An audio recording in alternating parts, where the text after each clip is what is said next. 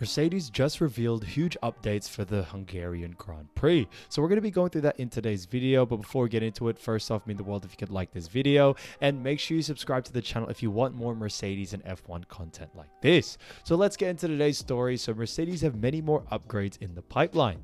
Mercedes have many more upgrades to come as they seek to close in one Formula One leaders Red Bull and Ferrari, strategy boss James Vowles said on Wednesday. The defending world champions brought new parts to last weekend's French Grand Prix, and Vowles said they were incremental.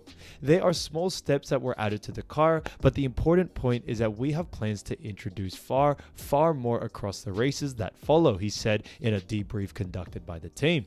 We are not going to be able to go in one go just to catch up and be with Ferrari and Red Bull, but hopefully, as you have seen across the season so far, we are incrementally closing the gap down and we have more to come. And I absolutely love what they have to say to this, guys. I think it's honestly fantastic. They're obviously not going to be revealing everything, but it does show that they have something in the works that is slowly going to build on from this season and hopefully into next season as well. So that will honestly be really interesting to see.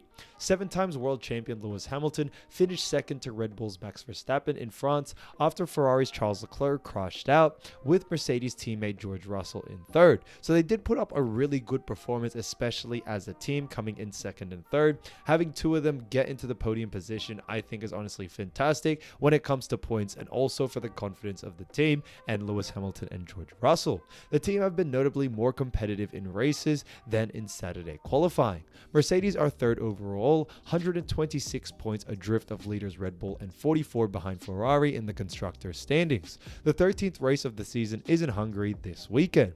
Now, I do still think that they could catch up to Ferrari maybe.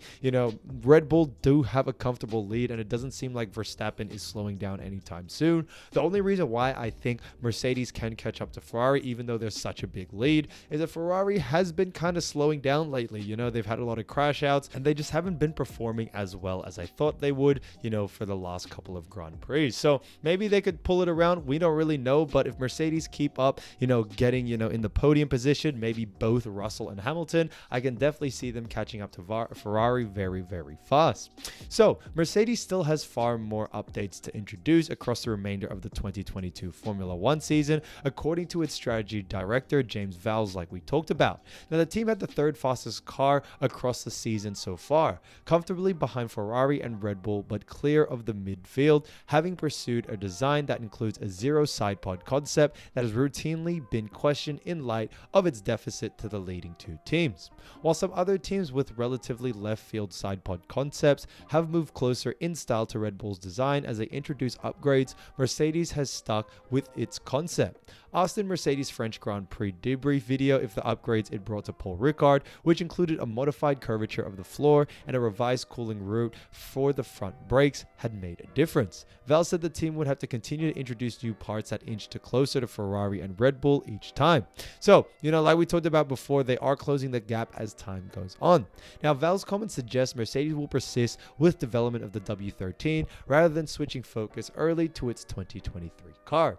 As part of the same question, Vowles was asked about the difference in pace Mercedes is capable of in races compared to practice and qualifying sessions. Lewis Hamilton was 9/10 of a second from pole in qualifying for the French Grand Prix, in the fastest of the Mercedes, which has difficulty generating tire temperature over a single lap.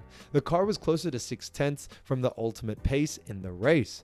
Vowles said the team preferred the performance trade-off as it ensured the car is more competitive over a longer distance, but added it would be crucial for Hamilton and George Russell to be there or thereabouts in qualifying this weekend at the Hungarian Grand Prix, a track where overtaking is more difficult. So it will be interesting to see how this all plays out. Vowles continued to actually say, why are we a little bit more offset in free practice 1 and 2? Even qualifying there is a large gap to the front, and we're more in the midfield with McLaren out qualifying George, but in the race, the car seems to transform. It's a valid observation. It's one that's been there all year. It's not through necessarily design. We didn't plan to be that offset in qualifying, but the reality it would be much prefer to have the fast race we can have at the moment. The race is over 50 plus laps, and having a car that is competitive on all of those gives you opportunities, and we've typically been able to move back forward through the race into a strong position. That said, we'd obviously prefer to be more competitive in qualifying. There is going to be some tracks like Budapest that are going to cause us issues, and we need to make sure that we are really there or thereabouts to make sure that we don't have a number of other teams between ourselves for Ferrari and Red Bull. So I think this really is a great point to actually stick out. Obviously Mercedes, Ferrari, Red Bull, they all are on a different level to all the other teams. McLaren, AlphaTauri, all these teams, guys, they're not really as close or in that top three category. So Mercedes, they are pretty much at the bottom when it comes to those top three. Now, expanding on that, when asked whether the double podium achieved by Hamilton and Russell at Paul Ricard made the team optimistic about its chances at the Hungarian GP, where Hamilton has won 8 times, Valls reiterated that Mercedes still had a big deficit to Ferrari and Red Bull. We are not where we need to be yet to be winning. That's the short answer to it, especially for example on qualifying pace, and Hungary will expose the weakness somewhat, he said. We are realistic, we have made steps forward, and I can see progress, and we can see progress for how we are going to move forward again across the next few races, but in Budapest we have to be realistic. Where we are with this is the car is a strong race car, but we not be able to use all of it in the conditions that we are presented to us, and we need to do a better job than we have been doing to make sure we are qualifying where the car should be towards the front. So I think this is all really important when it comes to that aspect. I think it really does show where they are heading in the future and also how they plan to finish off the season. Now, I do think, Mercedes can still pull away with a great performance for the rest of the season. I know they are coming in third, but I still think they should put up a great fight all the way till the end. Now, Toto Wolff reveals the biggest asset for Mercedes is a push in victory. Mercedes team principal Toto Wolff says the team culture is its biggest asset as the Silver Arrows seek to get back to winning ways. After a near clean sweep of titles between 2014 and 2021, Mercedes have slipped back this year as Ferrari and Red Bull instead compete for the championship, but the Silver Arrows appear to have made progress in recent races, with Lewis Hamilton and George Russell finishing a season best second and third at the French Grand Prix. Mercedes' flawless reliability has kept them within striking distance of Ferrari in the Constructors' Championship, with the Scuderia now only 44 points ahead after a series of retirements and driver errors in races. By contrast, Hamilton and Russell are yet to suffer any mechanical retirements, and the duo's only driving mistakes this season have come in qualifying for the Austrian Grand Prix, prompting Wolff to talk up to the team's culture as the driving force behind their push for success. I think the biggest asset is the culture that we have in the team, Wolff told media including Racing News 365. For me, it's the immune system of the team. It keeps us working with the right mindset and spirit when it's difficult. The drivers are part of our culture and our mindset, and they very rarely make mistakes. They squeeze the utmost out of the car. They're clever. We've seen that from the French Grand Prix and just never let go. And I absolutely love what Toto Wolff had to say about all of this. I think it's honestly fantastic to see the amount of confidence he has in this team.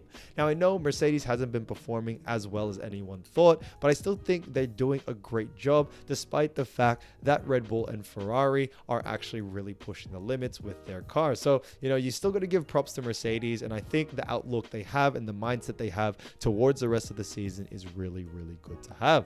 While Mercedes have closed the gap on the leading cars in recent weeks, the Silver Arrows still qualified around 1 second adrift of pole sitter Charles Leclerc at Paul Ricard, prompting Russell to suggest that the Silver Arrows ought to tinker with their setups less over race weekends. For his part, Wolff suggested that every lap completed was valuable for gathering data to help Mercedes understand how to narrow their performance deficit. With every lap, we collect more data and we understand little bits of it, putting the pieces of the puzzle together, said Wolff. There are no holy cows that are not looking to improve the car, but we're just not clear on what holds us back. So, talking about all of this, Toto Wolff really does make it known what he really wants from the team and what he continues to ask for the team as well. Now, I think it is encouraging to see where they have gone so far with the Hungarian Grand Prix coming up. I think they are going to do a pretty good job, and I think there is still a lot to be learned for the rest of the season. So speaking about the Hungarian Grand Prix or the Hungarian Grand Prix, there's a lot to it when it comes to the facts about the race. So the track length is actually 4.381 kilometers. Race length is actually 306.63 kilometers as well. The laps are 70, 14 turns, and the circuit actually opened in 1986. So there is a lot to it. The lap record is actually held by Lewis Hamilton, and as of recent of 2020 with a minute 16.627. So really good stats from that. I think it's honestly fantastic. Looking at the different sectors, guys, there is a lot of bobs and weaves, so that is going to play a big part for Mercedes, hopefully. The lack of straights at the Hungaroring often seems it's compared to a karting circuit, and it's true. The resemblance is uncanny. With several series of corners to string together, teams opt for Monaco levels of downforce, with a well-sorted chassis tending to be rewarded over horsepower given the short straights on offer. It's a challenge many of the drivers relish, however, with finding a good rhythm key to setting fast lap times. So this is going to play a really huge part, and I do think there is going to be a lot of opportunities for Mercedes to take advantage of this course. Now, they are going to be going up against Ferrari and Red Bull, and it is going to be a tough race, but I do think Ferrari may not be able to actually get a hold of this course. I do think, and I personally believe, that Lewis Hamilton is still one of the greatest drivers this season, and I think he can definitely pull this off. And this is where speed doesn't really matter a lot, especially with races like this or tracks like this, and that's because if you take the apex right, you make the right calls on corners, rate the right strategy when it comes to changing tires and all of that, you are going to be able to win this race without even having that big of a fast car. Now, obviously, you still need a fast car, and it is going to be tough to beat someone like Verstappen. However, if Lewis Hamilton stays with it, we can definitely see him really perform well, and also George Russell as well. He's a great driver. So let me know down in the comments what you think, guys, about this whole situation. Can it get better from here? I honestly hope it can, and with all the upgrades that are coming, I think it's only going to get more and more interesting. So let me know down in the comments. Thanks so much for watching, and I'll see you soon. Peace.